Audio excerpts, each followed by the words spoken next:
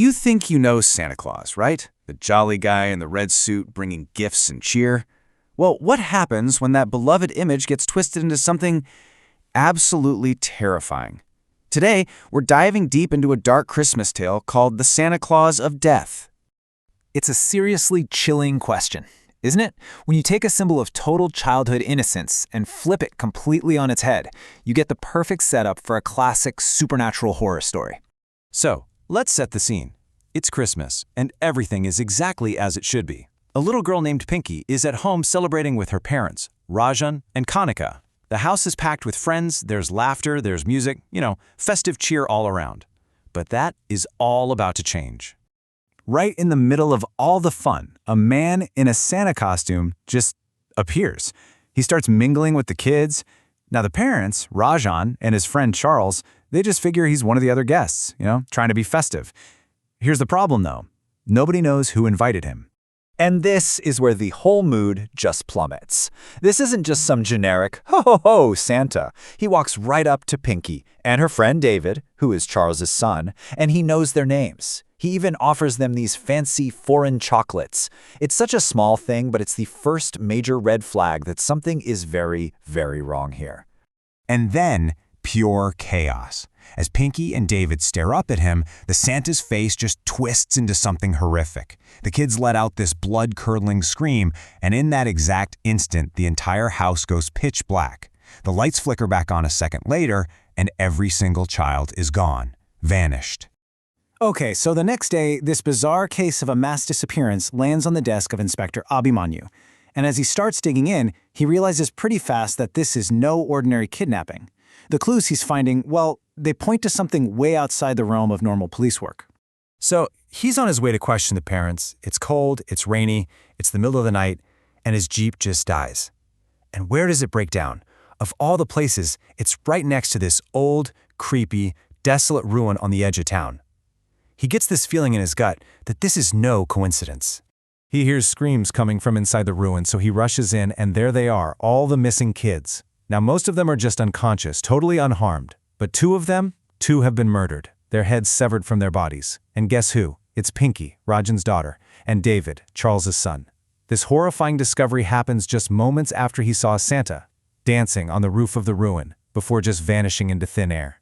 Back at the station, Inspector Abhimanyu is trying to make sense of it all. He's talking to his constable, piecing together these impossible events. The murders targeting just those two kids, the vanishing Santa, that bizarre dance on the roof. And he comes to one startling conclusion. He tells his constable, "I'm not hunting a person, I'm hunting something else."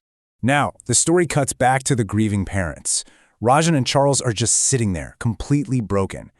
And then he appears again. The terrifying Santa Claus is back. But this time, he's not here for the kids. He's here to dig up a dark secret they thought they had buried for good. Right in front of them, the Santa's face begins to melt away, and it morphs into the face of an old man. For Rajan and Charles, this is a moment of just sheer abject horror. They know this man. It's a face from their past, a face that should be dead. The ghost doesn't just tell them what happened. It forces them and the police into a vision of the past. We see it all. 20 years ago, a much younger Rajan and Charles are at a party, and they're mocking this poor old man, Mohanlal, and his little granddaughter, Chumki. They cruelly trick them, luring them out to those very same ruins. And there, at the edge, Rajan shoves the old man, and he falls to his death. In the darkness and confusion, his granddaughter runs to him, trips on a sharp rock, and dies too. And suddenly, all the pieces just click into place. It's a chillingly perfect symmetry. The murder of a poor man and his granddaughter 20 years ago is being answered by the murder of the killer's children today. The crime was committed at the ruins, and the revenge was carried out in that exact same spot. It's a terrifying mirror image. And now that the secret is out, you might think it's over. But the spirit of Mohanlal is not finished. Not by a long shot. His revenge was never just about an eye for an eye. It was about total, absolute destruction for the people who destroyed his family. Inspector Abhimanyu and his constable suddenly snap out of it. The vision is over. They're back in the room with the parents, but the entity, the Santa, the ghost of the old man, he's gone. The air is completely still, but the horror is not over.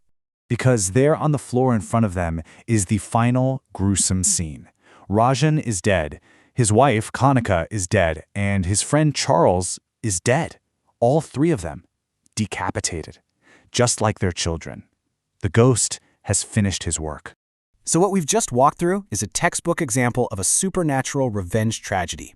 The entire story, from start to finish, is driven by one single motive: a spirit returning from beyond the grave to get retribution for a terrible crime. In the spirit's eyes, this cycle is now complete. The dead has been paid in blood and then some. The men who took his life and his granddaughters have now lost absolutely everything they cared about, right before losing their own lives. But that leaves us with this really unsettling question, doesn't it? The murder of one old man and the accidental death of his granddaughter were answered with the deliberate, brutal murder of 5 people, and that includes 2 innocent kids. So I'll leave you with this to think about. Was what happened here justice, or was it just more tragedy?